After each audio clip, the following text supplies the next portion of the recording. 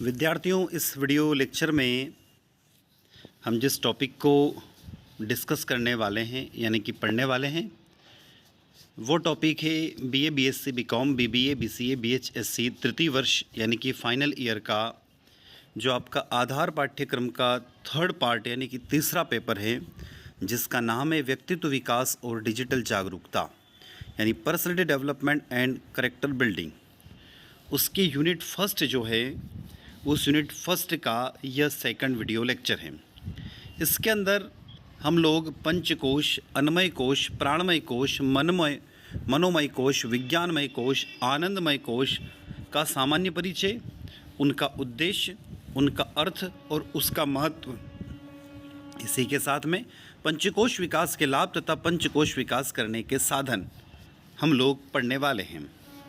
तो विद्यार्थियों, यहाँ पर हम पहला थ्योरेटिकल पोर्शन पढ़ेंगे। उसके बाद में थ्योरेटिकल के बाद में लगभग 50 मल्टीपल चॉइस क्वेश्चनों को डिस्कस भी करने वाले हैं। सबसे पहली बात आती है योग दर्शन में पंचकोश ध्यान की। कोश क्या है? तो यदि हम कहें तो 5 कोश 3 निकायों के भीतर स्थित है। संस्कृत में आवरण या आवरण का अर्थ है कोश, शुद्ध चेतना या स्वम यानी आत्मान को घेरने वाले 5 परतें होती हैं। संस्कृत में उन्हें अन्नमय कोश, प्राणमय कोश यानी प्राण या जीवन का कोश, अन्नमय कोश जो है वो अन्नमय का कोश है, मनोमय कोश यानी मन का कोश, विज्ञानमय कोश यानी ज्ञान का कोश और आनंदमय कोश यानी आनंद का कोश कहा जाता है। इन 5 कोशों को पहले हम 1 बाय 1 डिस्कस कर लेते हैं। अब बात आती है अन्नमय कोश किसे कहते हैं। तो आत्मा की पहली और सबसे बाहरी परत अन्नमय कोश है, जिसका शाब्दिक अर्थ है भोजन कोश। ये पदार्थ से बना भौतिक शरीर है जिसमें त्वचा, हड्डियाँ, मांसपेशियाँ, अंग और अन्य ऊतक शामिल हैं। यह कोश भोजन, पानी और आश्रय जैसी हमारी बुनियादी जीवित ज़रूरतों के लिए जिम्मेदार हैं। अन्नमय कोश के माध्यम से ही हम भौतिक दुनिया का अनुभव करते हैं और अपने आसपास के प्राकृतिक वातावरण के साथ बातचीत करते हैं। दूसरे नंबर का कोश आता है जिसका नाम है प्राणमय कोश। प्राणमय कोश शरीर का ऊर्जा आवरण है। यह कोश ऊपर वर्णित 5 प्रमुख प्राणों से बना है जो पूरे शरीर में जीवन शक्ति और ऊर्जा परिवाहित करने में मदद करता है। परिणाम स्वरूप प्राणमय कोश हमारे जीवित रहने के लिए आवश्यक महत्वपूर्ण कार्य जैसे श्वास, पाचन और परिसरण में एक महत्वपूर्ण भूमिका निभाता है। तीसरे नंबर पर आता है मनोमय कोश यानी मानसिक आवरण। मानस का अर्थ है मन। यह कोश शरीर का मानसिक आवरण है। इसमें हमारी भावनाएं, विचार, स्मृति और कल्पनाएं शामिल हैं। यह कोश हमारे संज्ञानात्मक कार्यों जैसे स्मृति, धारणा और तर्क के लिए जिम्मेदार है और यहीं पर हम अपने अनुभव और भावनाओं को संसाधित करते हैं। चौथा आता है विज्ञानमय कोश अर्थात ज्ञान या विज्ञान का कोश, जिसे बौद्धिक कोश भी कहा गया है, जो मनुष्यों को जानवरों से अलग करता है, जबकि हम दोनों की भावनाओं के गहरे संबंध का अनुभव कर सकते हैं। केवल मनुष्य के पास ही सही से गलत और शाश्वत से भ्रम का निर्धारण करने की बौद्धिक क्षमता है। हमारी बुद्धि, अंतर्ज्ञान और आंतरिक ज्ञान सभी विज्ञानमय कोश का हिस्सा है, जो हमें हमारे आध्यात्मिक विकास और विकास में एक महत्वपूर्ण कारक बनाते हैं। यह कोश वह जगह है जहां हम अपने अंतरात्मा से जुड़ते हैं और ब्रह्मांड के साथ एकता की भावनाओं का अनुभव करते हैं। 5वां नंबर आता है आनंदमय कोश का। आनंदमय कोश जो है, आनंदमय कोश ये आत्मा को ढकने वाला सबसे बेहतरीन और पतला पर्दा है और इसे आत्मा के स्तर के रूप में भी जाना जाता है। आनंदमय जो है वो आवरण वह है हमारे आनंद, प्रेम और खुशी महसूस करने की अनुमति देता है। ये हमारी आध्यात्मिक संतुष्टि और मुक्ति के लिए भी जिम्मेदार है और जहाँ हम सभी चीज़ों के साथ अपने अंतर संबंध का अनुभव करते हैं। 5 कोशों से कैसे पार पाया जाए, अगली हेडिंग है इन 5 कोशों से कैसे पार पाया जाए। 5 कोशों का सबसे पहला उल्लेख सबसे पुराने संस्कृत ग्रंथों में से एक तैत्तिरीय उपनिषद में पाया जा सकता है। तैत्तिरीय उपनिषद हमें सिखाता है कि मानव जीवन का लक्ष्य इन 5 कोशों को पार करना है और स्वयं की वास्तविक प्रकृति का एहसास करना है, जो अस्तित्व की सभी परतों से परे हैं। केवल 3 शरीरों में गोता लगाकर और कोशों को छीलकर ही हम अपने वास्तविक स्वरूप को पा सकते हैं और चेतना और एहसास के गहरे स्तर तक पहुंच पाते हैं। चूँकि प्रत्येक आवरण पूरी तरह से अलग है, हम इसकी परतों को पार करने और स्वयं में आगे की यात्रा करने के लिए विभिन्न तरीकों का उपयोग करते हैं। अन्नमय कोश की बात करें, अन्नमय कोश से कैसे पार पाया जा सकता है? तो अन्नमय कोश से परे जाने का अर्थ है कि समझना कि आप अपने शरीर से कहीं अधिक हैं और भौतिक शरीर की सीमाओं से परे जा सकते हैं। हम नियमित आसन, अभ्यास और उचित आहार के माध्यम से अपनी चेतनाओं के गहरे स्तरों तक पहुंच सकते हैं। प्राणमय कोश, प्राणमय कोश से परे जाने का मतलब यह समझना है कि आप अपनी ऊर्जाओं को से कहीं अधिक हैं। प्राणमय के नियमित अभ्यास के माध्यम से आप सांस और शरीर की सूक्ष्म ऊर्जा के बारे में अधिक जागरूकता विकसित कर सकते हैं। इससे आपके अस्तित्व के शारीरिक, मानसिक और आध्यात्मिक पहलुओं के बीच संबंध की गहरी समझ पैदा हो सकती है। यह मन और शांत करने, तनाव और चिंता को कम करने और समग्र स्वास्थ्य और कल्याण में सुधार करने में भी मदद करता है। बात आती है मनोमय कोश की। मनोमय कोश से पार पाने का अर्थ है यह समझना कि आप अपने मन से अलग कहीं अधिक है। यम और नियम का अभ्यास करना और निस्वार्थ सेवा में संलग्न होने से आपके मनोमय कोश की सीमाओं को पार करने और चेतना के अधिक गहन स्तरों तक पहुंचने में मदद मिल सकती है। इससे आपके और दूसरे के प्रति आंतरिक शांति, करुणा और एकता की बेहतर भावना पैदा हो सकती है। विज्ञानमय कोश, विज्ञानमय कोश से पार पाने का मतलब यह समझना है कि आप अपनी बुद्धि और विश्लेषण करने की क्षमता से कहीं अधिक हैं। शास्त्रों का अध्ययन करना, सही पूछताछ यानी मैं कौन हूँ और ध्यान में सभी विज्ञानमय कोशों में प्रवेश करने और उसके पार पहुँचने के सामान्य तरीके हैं। धर्म ग्रंथों का अध्ययन और आत्मजांच का अभ्यास हमें ज्ञान विकसित करने और वास्तविकता की प्रकृति और अस्तित्व के उद्देश्य को समझने में सक्षम बनाता है।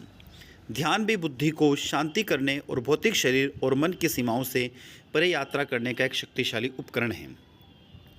आनंदमय, आनंदमय कोश की बात करें तो समाधि आनंदमय कोश से परे जाने का एक प्रभावी तरीका है। कौन सा तरीका है विद्यार्थियों? समाधि। समाधि गहरे ध्यान की एक अवस्था है जिसमें आप पूरी तरह से स्वयं में लीन हो जाते हैं और शुद्ध चेतना की स्थिति को अनुभव करते हैं।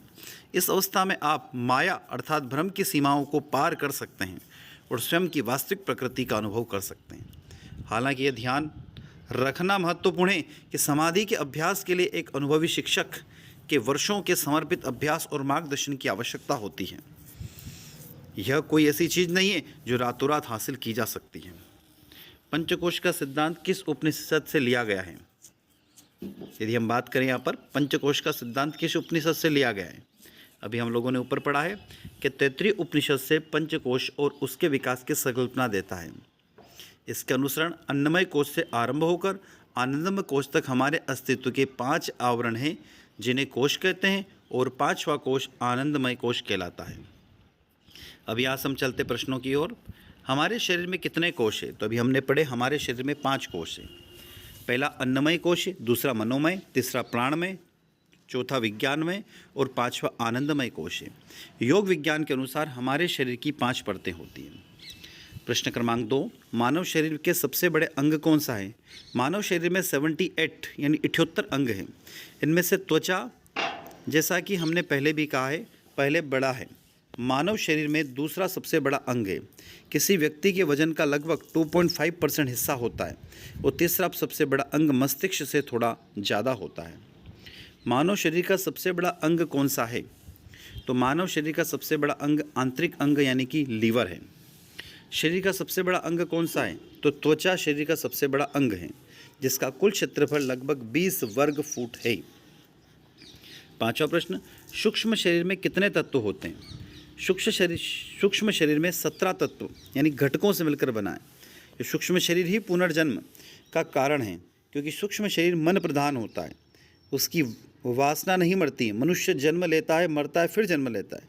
इस प्रकार जन्म मरण का यह चक्र चलता रहता है क्योंकि न अविद्या मरती है और न ही मन अर्थात इंद्रजनित वासनाएं मरती हैं। प्रश्न क्रमांक 6, योग प्रणाली के अनुसार मनुष्य के कितने कोष हैं? तो हमारा शरीर 5 भूतों से मिलकर बना है। जो दिखता है कि उसे स्थूल शरीर कहते हैं, जो नहीं दिखता है वह सूक्ष्म शरीर का कारण है। संकल्पना के अनुसार सबसे बाहर का आवरण अन्नमय कोश, अंदर का ओर प्राणमय कोश, मनोमय कोश, विज्ञानमय कोश और आनंदमय कोश है। प्रश्न क्रमांक 7, आत्मा कौन सा कोश है? तो शिवाय सुब्रमण्यम स्वामी के अनुसार आनंदमय कोश आत्मा का अंतर्गत आता है, या आनंदमय कोश के अंतर्गत आत्मा आती है। प्रश्न क्रमांक 8, मन शरीर में कहाँ रहता है?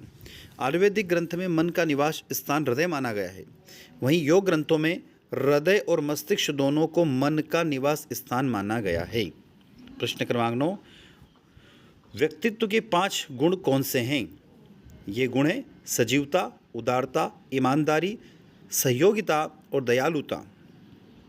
प्रश्न क्रमांक 10, आत्मा की उम्र कितनी होती है? इसका उत्तर हम कह नहीं सकते। शरीर की मृत्यु व उसकी आयु आत्मा की आयु नहीं है। आत्मा की तो कभी उत्पत्ति हुई नहीं है और ना कभी इसकी मृत्यु, नाश और अभाव होता है। इस कारण आत्मा को अनादि कहा गया है। प्रश्न क्रमांक 11, आत्मा गर्भ में कैसे आती है? तो माँ के गर्भ में जब बच्चा 3 महीने का होता है उस समय ही आत्मा का गर्भ में प्रवेश होता है। अब सोचने की बात यह है कि 3 महीने से पहले क्यों नहीं? तो सीधा सा उत्तर है कि बच्चे के शरीर का पहला ऑर्गन यानी हृदय 3 महीने का वक्त पूरा होने पर तैयार हो पाता है और ठीक उसी समय आत्मा भ्रूण में प्रवेश करती है। प्रश्न क्रमांक 12, पंचकारक सिद्धांत क्या है?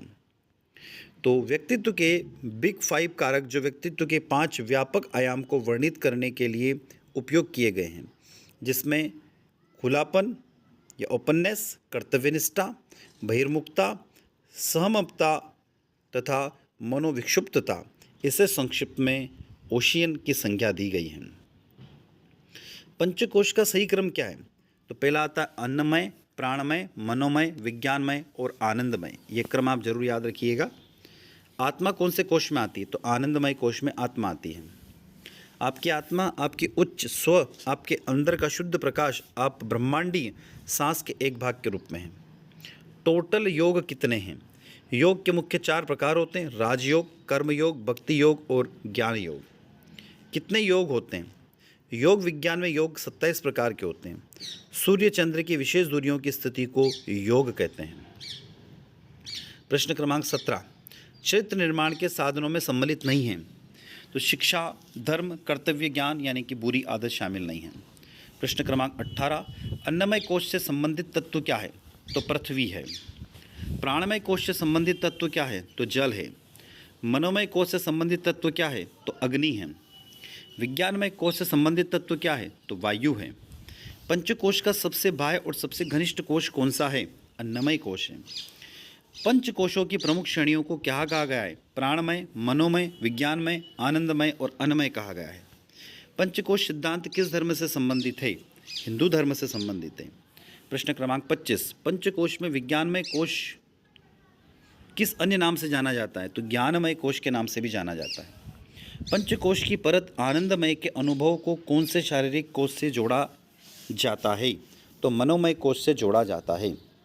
प्रश्न क्रमांक 27, पंचकोश क्या है? तो 5 श्रेणियों या परतें जिनमें हमारे शरीर और मन का अनुभव होता है। प्रश्न क्रमांक 28, चरित्र आत्मनियंत्रण की शक्ति है, यह कथन चाणक्य क्या है? प्रश्न 29, व्यक्तित्व विकास हेतु कौन सा बिंदु आवश्यक है? तो आत्मविश्वास, व्यवहार, क्षमताओं और कमजोरियों की पहचान अर्थात उपरोक्त सभी। प्रश्न क्रमांक 30, व्यक्तित्व पैटर्न के 2 तत्व आत्मसंप्रत्यय और शील गुण होते हैं। आत्मसंप्रत्यय में क्या आता है? तो मैं क्या हूँ, मैं कौन हूँ, मेरा रूप और रंग कैसा है अर्थात उपरोक्त सभी। प्रश्न क्रमांक 31, व्यक्तित्व के आत्मसंप्रत्यय में आते हैं मेरी क्षमता और अक्षमता और मेरी योग्यता अर्थात अ और ब। प्रश्न क्रमांक 32, चरित्र की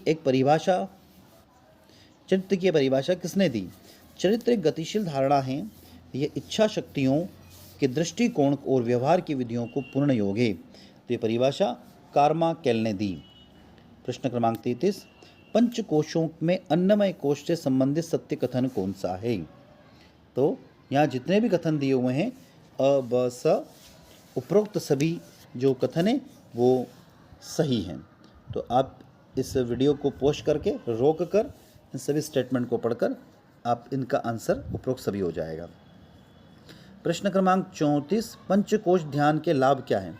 तो आपके मन, शरीर और आत्मा को तरोताजा और शांत करता है। याद रखिएगा, पंचकोश ध्यान के लाभ आपके मन, शरीर और आत्मा को तरोताजा और शांत करता है।